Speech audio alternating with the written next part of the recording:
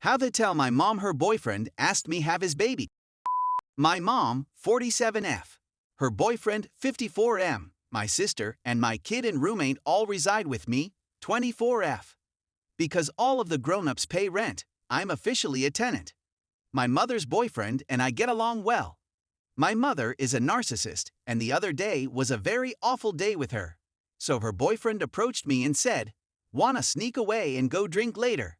So I said, "Yes, certainly." I've known him for 5 years and see him as an uncle figure. We went out to drink, and he continued urging me to do so. I can't drink much since I have a really weak stomach. I'm intoxicated after 2 pina coladas. So, on our drive back home, he asks, "So you don't want any more kids?" I'm a young mom. I had my son when I was 15 and the pregnancy was awful. So I've sworn off having any more children, and I told him no.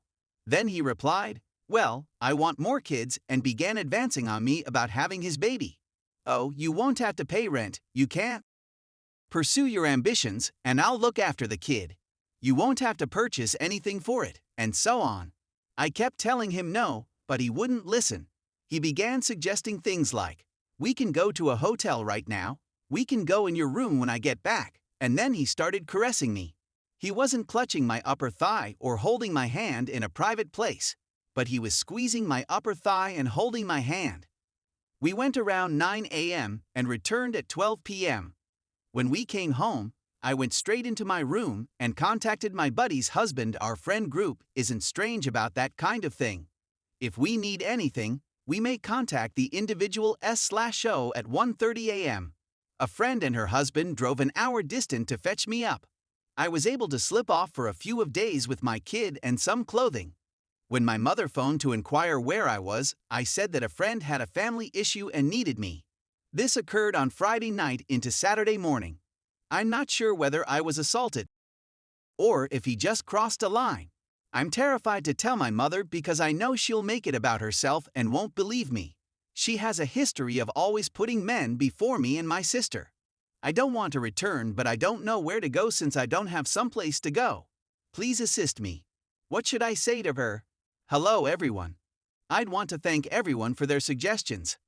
I've had a pretty difficult couple of days due to being trapped and everyone assisting me in realizing I've never been in this scenario before, so coping has been difficult.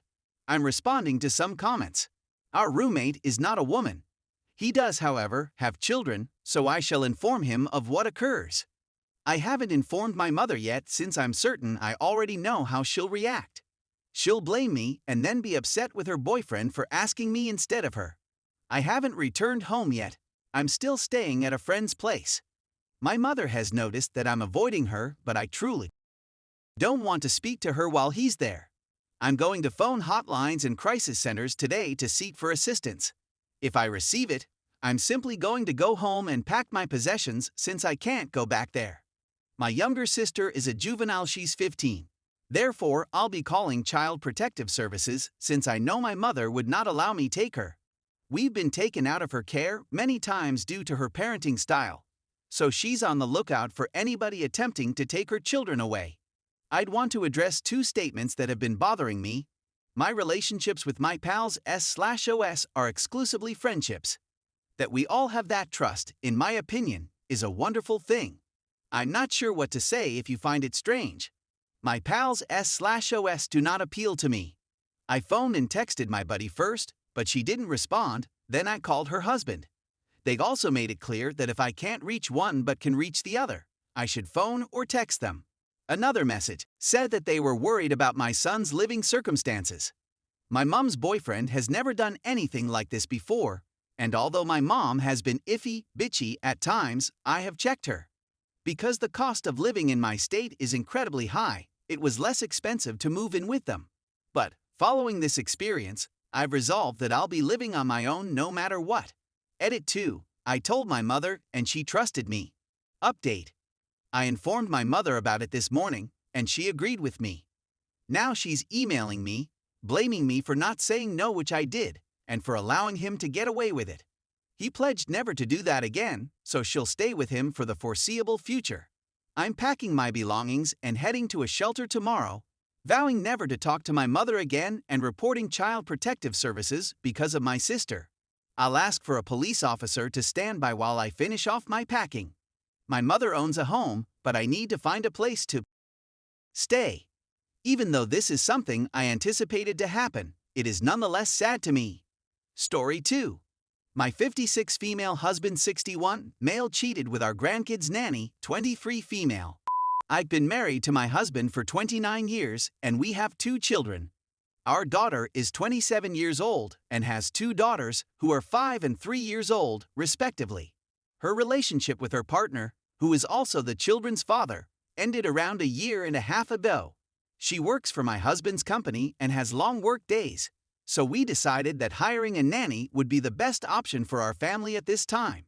In order to find the right candidate, she conducted interviews with a lot of candidates before deciding on one. She was also well liked by the children. Because her job required a great deal of travel and events, she employed a live-in nanny. My husband and I would visit them on a regular basis, but I had no reason to suspect anything. Our partnership has seen both highs and lows. My 26-year-old son came home late every night after he was born, and I ultimately caught him in the process of cheating on a test he was taking. He expressed his regrets and said that he was suffering from postpartum depression at the time. When we were in our late 30s, he was working on an international project, and the looks I received from his colleagues when I paid a visit made me feel a little uneasy. One of the employees ultimately left and informed me that he had been sleeping with a sales representative from another company who happened to be an employee as well. In reality, I filed for divorce and he relocated for a year. But family members urged us to work it out, reminding me that I was a stay-at-home mom with obsolete skills. Since then, I've fallen in love with him all over again, and he's given me the idea that he's been faithful to me. While our child has been interrogating me about our relationship, he has also said that things have been weird in our household. Even though my husband seemed to be in love and content, he appeared to be missing something, based on his description of the situation. Then my husband felt cautious around me, to the point that he finally broke down and said that he had made a mistake. He told me that he had been having relations with the nanny and that she was pregnant.